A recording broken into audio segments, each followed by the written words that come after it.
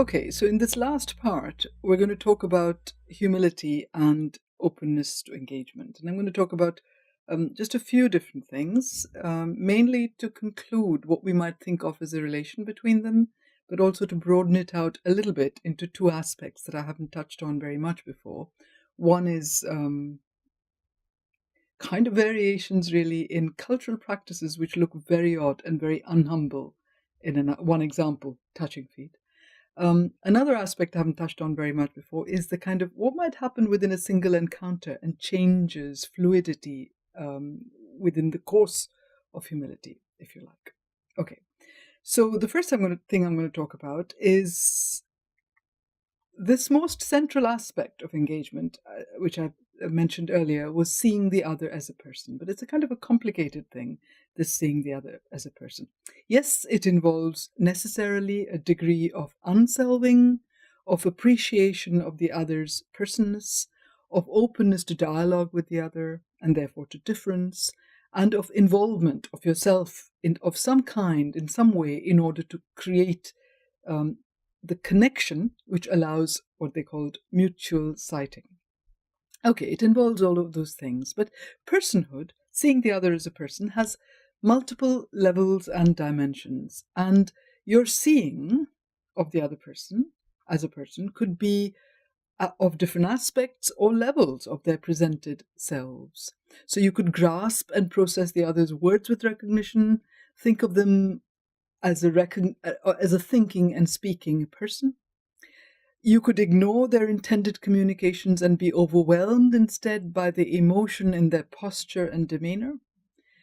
Or you could have a sudden insight into the motives and emotions that might have led to some of their ways and needs. So there could be, along very many different aspects or dimensions, this seeing the other as a person could occur. So it's not a simple thing. Your seeing of the other person could also range over time. So you could enjoy the warmth of their narrative in the moment, or remember the pain of their past, because you know it, or think of how great they could become if, or if only, right? So how you engage, when you're engaging with them in all of these ways, but they could be split into different dimensions, and it's incredibly variable. Engaging with the other as a person and seeing the other as a person is really also not necessarily conscious. Little of engagement is actually, I think, a matter of conscious choice of focus. Your seeing is often gripped by the situation and by the other and by the events of the moments, as much as how you see them now grips what you do with them and how you engage with them. One other aspect of seeing a person as a person is always that it's always partial, that there's a kind of indeterminacy in how we see people. Okay, so what does this mean? In a way, it's impossible that you can see someone at all levels and in all temporal dimensions at the same time. And so it's inevitable that your seeing of the other person is partial. It's always partial, maybe more or less partial. Some people have described this kind of relating to another as a kind of an uncontainable relation. Metcalfe, for instance, calls it the uncontainability of a second-person relation. He cites Levinas as saying, "You are you.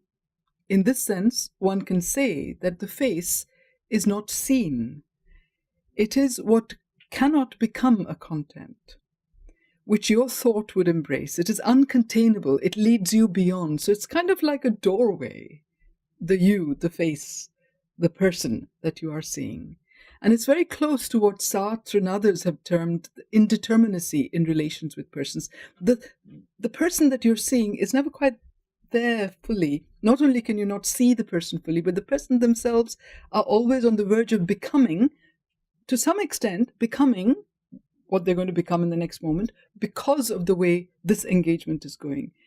It is kind of true. If engagement involves both, it creates, and in that creation it also moves forward. It changes the people who are engaging. So it's kind of never quite pin downable. The other person is never quite pin downable.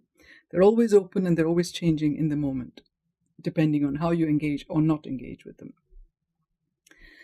Where does this leave engagement and where does it leave humility?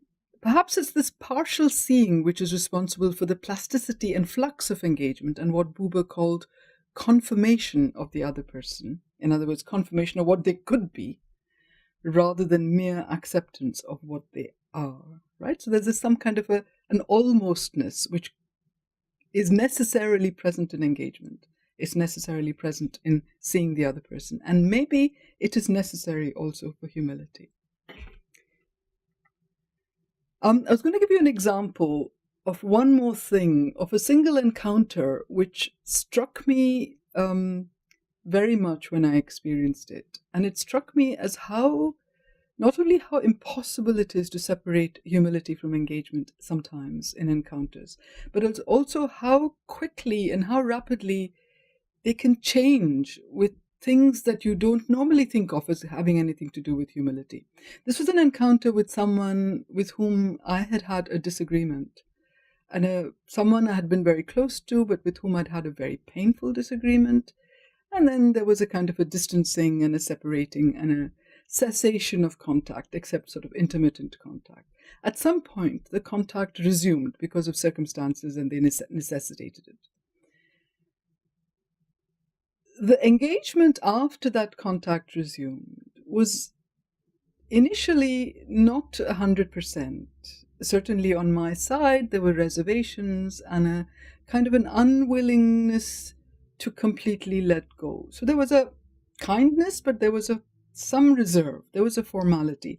Until there was one occasion where the other person, the friend, was telling a story. And the story kind of, almost despite myself, got me laughing.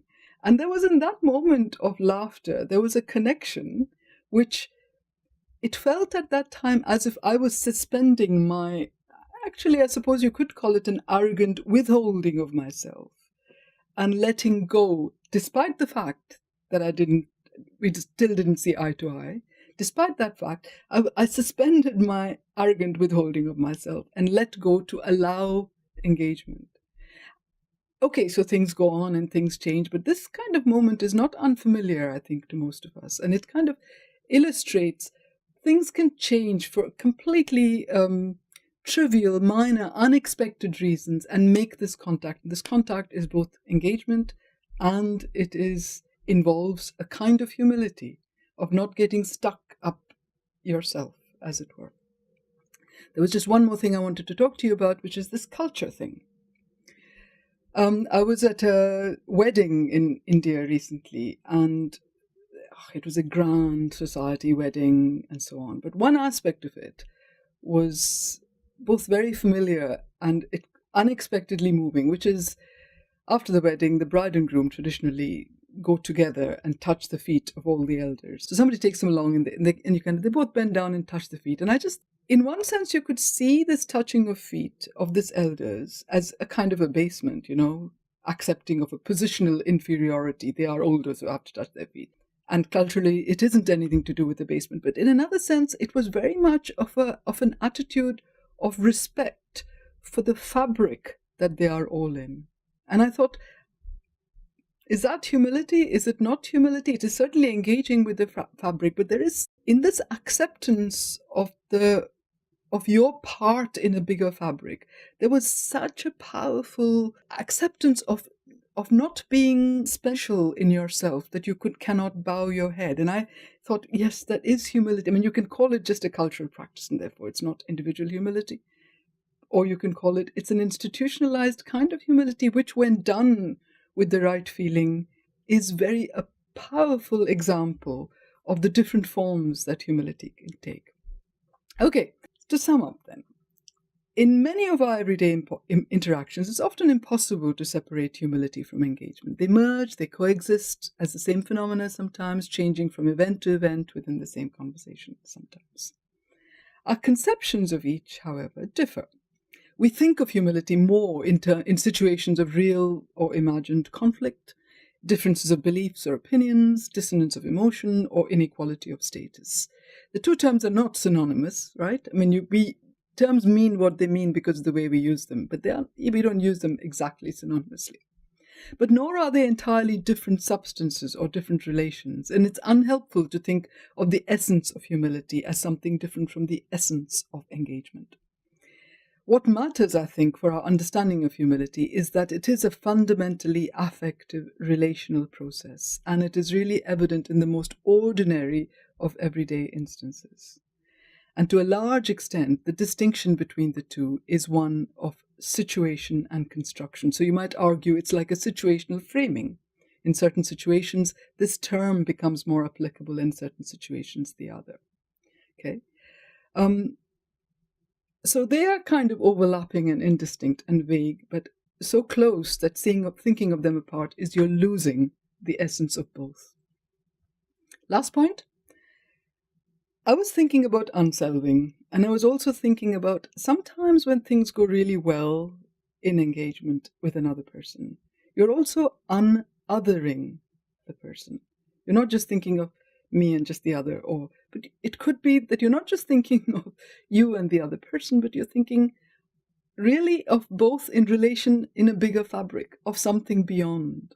Right? And maybe this something beyond is to a kind of a truth, a pattern that encompasses both. But I don't know whether unselving is enough as a description of humility or engagement. And I don't know whether unothering is enough either. And maybe that's a good place to stop this, talking about humility. I don't know.